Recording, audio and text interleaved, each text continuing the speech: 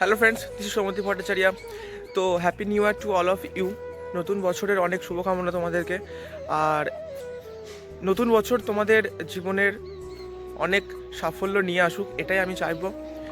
তো আমি কোনো জ্ঞান দিচ্ছি না, আমি জাস্ট তোমাদেরকে মোটিভেট করছি যে দেখো, নতুন বছরে একটাই উদ্দেশ্য হবে, সেটা হচ্ছে সিলেকশন তোমাদেরকে একটা নিতেই হবে।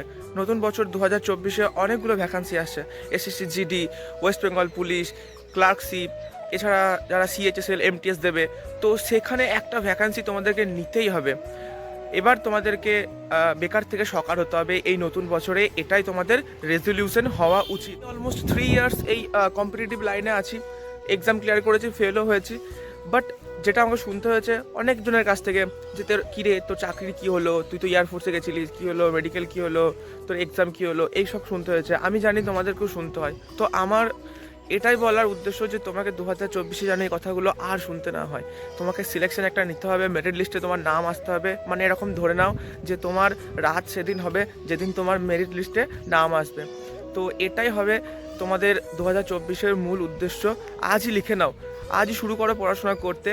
মাত্র 4টে সাবজেক্টের উপর কাজ করতে হবে: রিজনিং, ম্যাথ, ইংলিশ এবং জিকে জিএস, এবং একটা সিলেকশন নিতে হবে।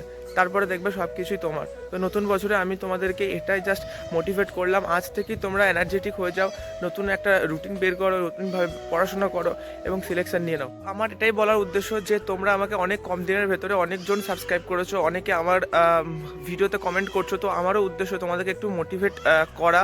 এবং আমার এটা ভালো লাগবে যখন তোমরা কেউ সিলেকশন পাবে, এবং আই হোপ তোমরা আমাকে জানাবে যে হ্যাঁ সিলেকশন হয়েছে।